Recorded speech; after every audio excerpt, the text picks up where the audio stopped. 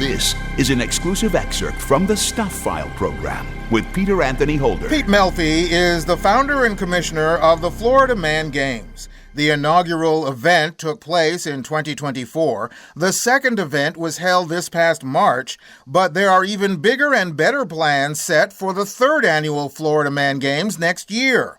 I will let Pete describe what the games are, but first, I will pull a comment from their own press release which says, "The Florida Man Games is a laugh-out-loud, adrenaline-soaked contest that lets Floridians live the headlines without the jail time."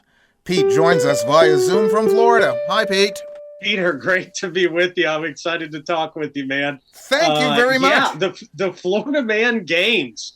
So we all love those Florida Man headlines, right? I'm sure you're very familiar with the weird, wild headlines we see coming out of this state.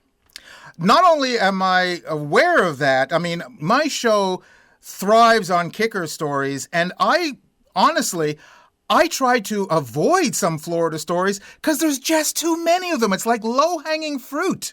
That's right. Well, I got to tell you, I love the low-hanging fruit. I'm picking at that tree all the time for inspiration for new games out here at the Florida Man Games. And it's just like you said, we kind of turned those headlines into a laugh-out-loud competition. I've kind of started calling it comedy mixed with combat sports. That's really what it is. Like, the hits are real, the hits are big, but you're also laughing all day long as these Floridians put themselves in situations that only Floridians could get into. Now, I noticed that you have changed venues every year. That's either because you have one of three things going on. Either you are outgrowing the previous venues, you have worn out your welcome from the previous venues, or you're in the witness protection program. Well, I wouldn't be able to tell you if it was two of those, I guess, but no, it has been, it's been a huge growth thing, man. It's been just absolutely amazing, the response that people have had in showing up to these events. The first year, we did it in a small field in downtown St. Augustine. We packed the place out with over 5,000 people who showed up for our very first event. The second year, we had over 7,000 people at a larger St. Johns County fairgrounds, and it was an absolutely wonderful venue. But to be honest, Peter, the plan has always been to kind of move this around the state of Florida and kind of give every corner of Florida a chance to get in on the action. So I'm excited. Like you mentioned, the last couple of years we've been in Northeast Florida. This year we're bringing it down to the southwest corner of Florida in Bradenton at the Freedom Factory, which is it's a huge venue, stadium seating built in, Jumbotron built in, so nobody's going to have any trouble seeing the action. It's very exciting. The folks that own it, I mean, they're as Florida man as can be. So we're very excited about being down there in Bradenton for this. Well, if you're talking about Florida Man, using the analogy of a hurricane, you are in the eye of the hurricane. How much of Florida Man encompasses the entire state, and also what parts have the most damage? You know what? Florida Man really, it's so funny because if we're talking about hurricanes, there's always a Florida Man story that emerges from these hurricanes. You know, the guy who plays our national anthem, actually, Lane Pittman, he is the iconic Florida Man that you see every time there's a hurricane. You see the picture of him with the American flag headbanging out in the middle of the road. So it was only natural for us to have him play the national anthem for us each and every year. And he loves it. He's had a team every year as well. I think last year we had the guy who rode out a hurricane, in his houseboat. And I'm still trying to think of how we can come up with a competition for that one, man. It would involve a large body of water. So that's been the complication there. But I'm always trying to draw inspiration. Florida Man wreaks havoc wherever he goes. It's hard to pin down a certain specific area, but being close to Tampa, Florida Man does some damage in Tampa for sure. So I can't wait to see what kind of weird competitors we get coming out of the Tampa area this year. So tell us what some of the events are in the Florida Man Games. And Just off the bat, my favorite one is just reading the fact that you have an event where people evade capture from real police officers. Yes. So So that's our main event. That is our main event of the night. That's what everybody stays to make sure they are there for. And it is, just like you said, at the end of this event, with part of it being, throwing alligators through drive-through windows, grabbing catalytic converters off of trucks. And then the finale is they have to get in a foot chase with their stolen merchandise from an actual police officer. And our partnership with the St. Johns County Sheriff has been amazing over the last couple of years. The police love being a part of this event. And so I'm excited to get the police from the Bradenton area in on this as well. Another one of our proud favorites that emerged last year. It was our first year doing it last year, and we're definitely bringing it back this year. You and I talk about hurricanes. We have the Hurricane Party Prep Grocery Aisle Brawl. And this is where our Florida Man competitors are literally fighting each other for the last of the hurricane supplies on the shelf. And whoever has the most supplies and the most valuable supplies in their cart by the end of this brawl takes that match. I mean, it's really a Florida version of Supermarket Sweep, as Florida as you could possibly imagine Supermarket Sweep being. now, are some of the contestants who are involved in the Florida Man Games, are they in it for the sheer fun of it, or are there some people that take it a little too seriously? Well, the past couple of years, we've offered $5,000 to the champions. So they're definitely in it for that reason. But some of these guys, man, I'll tell you what, they are so wild. I guarantee you they would show up if there was no money on the line. It's bragging rights. A big part of this thing is bragging rights. You're out to, each team is competing for a different city, and they're trying to bring that title home to their city for the next year.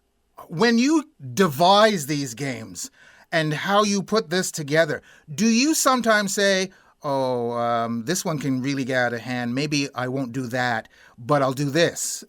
I'm trying to think of which ones can get out of hand the most. Obviously I want everybody to be safe. I mean, safety is my number one priority. I go to great lengths to make sure all our competitions are safe and all our competitors are like fully padded if they need to be, as much as possible. So safety is a huge thing, but also Florida is weird. We do some weird things. And, I try to come up with challenges where the crowd is going to be laughing and cheering and oohing and awing through the entire competition. And, there's people getting thrown to the ground. There's people trying to spill each other's pitchers of beer, trying to fight each other out of mud pits. It's just some of the most Florida things you can imagine. So, yeah, we sit around every year, maybe have too many drinks during the brainstorming process, and we think, what are people going to laugh at? What are people going to cheer for? And how do we make it as Florida as humanly possible? Do you ever get any pushback from the for lack of a better term, the Florida elite who feel that this is beneath them? Oh, no. It's so surprising, Peter, because you can check so many comment sections on any video. I don't care. Go pick any video, any post you want. You're going to see a handful of people who are just mad about something. It's so surprising with this event. It's just, even the comments are just like 99.999% positive. Oh my gosh, I love this. I have to see this. This is amazing. And like I've said to so many people, Florida is in on the joke. We understand that some states have their cultures and some of them are really nice cultures, but our culture here in Florida is, we're weird. And we probably do too many substances we shouldn't be doing. And we probably fight each other too much. So we're in on the joke. I think Floridians see these Florida Man stories and watch the Florida Man games, and they laugh right along with everybody else. And that is one of the cool things about Florida is we have no problem laughing at ourselves. We get it. We're the crazy cousin, so why not laugh at ourselves in the process? As I mentioned, the third annual Florida Man Games takes place next year, so you'll have 2 years under your belt. How big can this thing get? What do you envision 10, 15 years down the road for the Florida Man Games? I got to say, I love the model of banana ball. I'm such a big banana ball fan. I'm not sure if you're familiar. Oh, we've had them on the show. We've had them on the show, so we know. Oh, so much fun. So much fun to watch. I mean, they took a sport that was dying in popularity, just to be honest, and I grew up as a baseball fan, but they made it fun. And, I want to keep giving people a reason to have fun. And in a few years, I definitely would love to be putting on a show for people in arenas.